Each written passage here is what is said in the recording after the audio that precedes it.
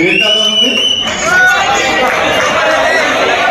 Why అంటే ఏంటి, yes అంటే, ఆర్ అంటే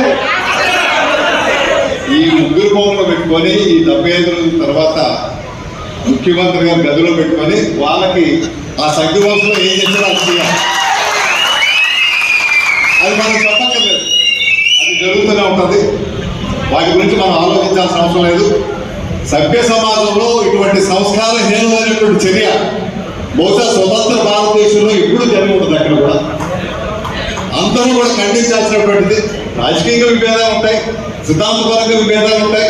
సిద్ధాంతపరంగా పోరాటం చేయండి, రాజకీయ పరంగా పోరాటం చేయండి, కానీ ఈ రకంగా చేయడం అన్నది ఒక సొంత పార్టీ ఎంపీనే జైల్లో పెట్టి కాళ్ళు ఎదుర్కొట్టే విధంగా చేశారంటే ఈ పరిపాలన ఏమనాలి? నేను బ్రిటిష్ పరిపాలన కూడా తక్కువనే అంటున్నాను. ఇంకా అధికారంలో ఉన్న వాళ్ళు అంత చేయలేదు. వాళ్ళు ఏదో అన్నవాళ్ళు పంపించారు, అక్కడ పంపించారు, ఇక్కడ పంపించారు. లేదంటే మన మహాత్మా గాంధీ గారు, నెహ్రూ గారు, శాస్త్రి వీళ్ళందరూ ఎక్కడ ఉంటారు, పటేల్ గారు వీళ్ళందరూ మనకు ఉండేవారు కాదు. వాళ్ళు ఆ పని చేయలేదు. కానీ ఇప్పుడు అవి జరుగుతూ ఉన్నాయి.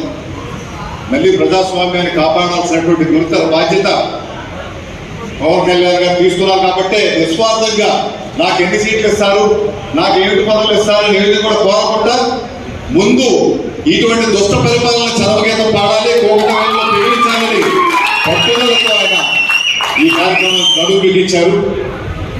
నాకు ఆయన చూస్తూ ఉంటే ఆనాడు ఉమ్మడి రాష్ట్రం ఏర్పడక ముందు, మన తెలుగు రాష్ట్రాలు ఏర్పడక ముందు 56లో అప్పుడు బూరుగుల రామకృష్ణారావు గారు మంత్రిగా అక్కడ ముఖ్యమంత్రిగా ఉన్నారు. ఆయన తెలుగు రాష్ట్రాలకు ఏర్పడుతున్న ఆయన ముఖ్యమంత్రి పదవి రాజీనామా చేసి సహకరించి ఆయన పదవి నుంచి దిగిపోయి ఈ రాష్ట్రం ఏర్పడడానికి సుగమనం చేశారు.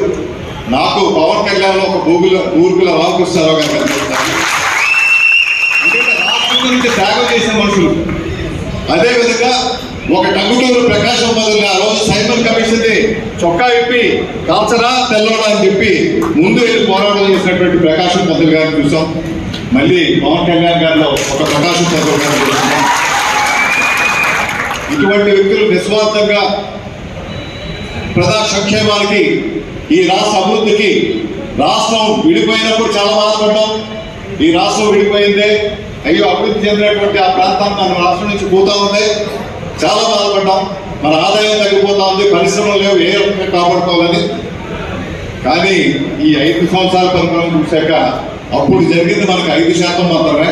95% ఇప్పుడు ఈ ముఖ్యమంత్రి, ఈ ప్రభుత్వ హయాంలోనే మన రాష్ట్రం నష్టపోయింది, రాష్ట్ర ప్రజలు నష్టపోయారు, రాష్ట్ర యువత నష్టపోయింది. ఉమ్మినేని శ్రీనివాసరావు గారు, తర్వాత మాణిక్యాలరావు గారు, అదేవిధంగా కేంద్రంలో బీజేపీకి నిర్మలా సీతారామన్ గారికి, సురేష్ బాబు గారికి రాజ్యసభ సభ్యులు ఇచ్చారు. అందరూ వాటాలు తీసుకున్నారు, ఈయన మటుకు తీసుకోలేదు. ఈయన ఒక రకంగా నన్ను అడిగితే ఆయన బోలా శంకరుడు అంటారు. ఆయన ఎవరైనా చెప్తే ఆయన త్రిశూలం పట్టుకొని ముందుకు వెళ్తారు. అటువంటి వ్యక్తి, ఇటువంటి మంచి వ్యక్తులు దొరకడం చాలా కష్టం. ఆయన నిజంగా చిరంజీవి గారు అయితే ఆయన చాలా పీక్స్కి వెళ్ళిపోయాక ఒక సూపర్ స్టార్ గా దేశ ప్రఖ్యాతి కాల్చి అంతర్జాతీయ ఖ్యాతి చెందాక రాజకీయానికి వచ్చారు. అదే ఎన్టీ రామారావు కూడా చాలా పీక్స్కి వెళ్ళాక వచ్చారు.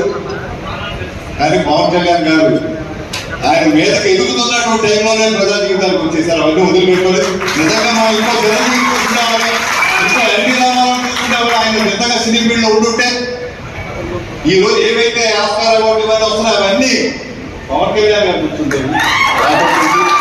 అవన్నీ త్యాగం చేసి వదిలిపెట్టి ఈరోజు ప్రజాక్షేత్రంలోకి వచ్చారు.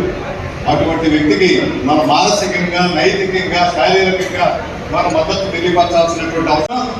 మన రాష్ట్రం పురోభివృద్ధి సాధించాలన్నా, మంచి ఉద్యోగ అవకాశాలు వచ్చి, పరిశ్రమలు వచ్చి, సర్వతోముఖాభివృద్ధిగా రాష్ట్రం ముందుకు వెళ్ళాలంటే పవన్ కళ్యాణ్ గారి నాయకత్వం ఈ రాష్ట్రానికి అవసరం. కాబట్టి నేను మద్దతు ఇవ్వడం జరిగింది. కలిసి పోరాటం చేద్దామనేసి వారితో కలిసి ప్రయాణించడానికి సిద్ధపడడం జరిగింది.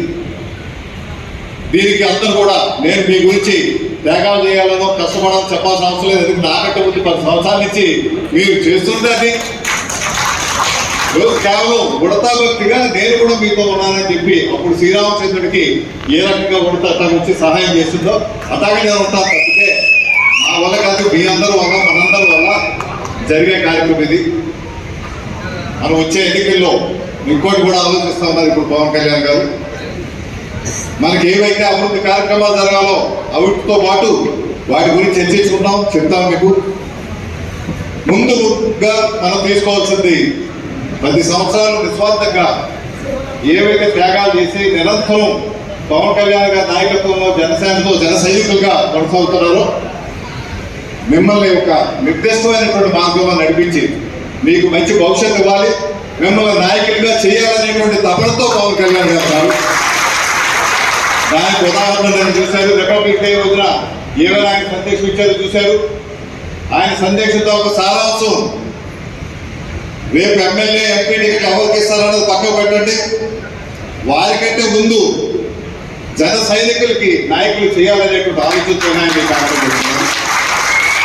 ఈరోజు మిత్రపక్షంతో పొత్తు ఏర్పడేటప్పుడు ముందుగా మన జన సైనికుల భవిష్యత్తు నిర్ణయించి తర్వాత ఎమ్మెల్యేలు ఎంపీలు నిర్ణయించాలి. దానికి వారు చేసేది ఏంటంటే గ్రామ స్థాయి నుంచి ఏవైతే పంచాయతీలు ఉన్నాయో పంచాయతీ స్థాయి, పంచాయతీలు, వార్డు మెంబర్లు, అదేవిధంగా జడ్పీటీసీలు సుమారుగా మన రాష్ట్రంలో 640 జడ్పీటీసీలు ఉన్నాయి.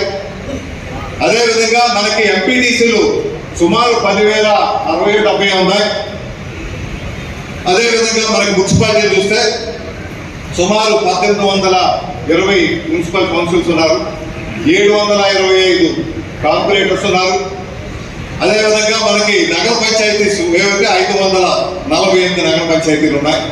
వీటన్నింటిలో కూడా కింద స్థాయి నుంచి ఎమ్మెల్సీలు వచ్చే ఎమ్మెల్సీల్లోనూ వచ్చే రాజ్యసభ సభ్యత్వాల్లోనూ అన్నింటిలోనూ కూడా మన జైన్ సైనికులకు 30% వాటా ఉండాలనేటువంటి ఒక కార్యక్రమం చేస్తా ఉన్నాయి. ఈ 10,000 ఎంపీటీసీలు అయితే అందులో 3,000 మంది ఎంపీటీసీలు మనం పోటీ చేసే అవకాశం వస్తుంది. అంటే ఆయన ఎంత దూరదృష్టితో వచ్చే కార్యక్రమం జరుగుతుందో ముందు అది ప్రకటించాక ఎమ్మెల్యేలు ఎంపీలు అన్నది తర్వాత వస్తుంది. ఎందుకంటే 30% కంపల్సరీ ఉండి తీరాలి. ఎందుకంటే మీకు త్యాగానికి అనుగుణంగా వారి ఆలోచన విధానం కింద గ్రామ స్థాయి నుంచి కూడా అమలు జరగాలంటే మన పంచాయతీ, వార్డు మెంబర్ నుంచి మీద రాజ్యసభ వరకు మన పార్టీకి సంబంధించిన జన సైనికులు ఉన్నప్పుడే అది న్యాయం జరుగుతుంది. కాబట్టి 30% తప్పనిసరిగా ఉండాలనేది మేమైతే కోరామైంది. మీరేమి అడగరు.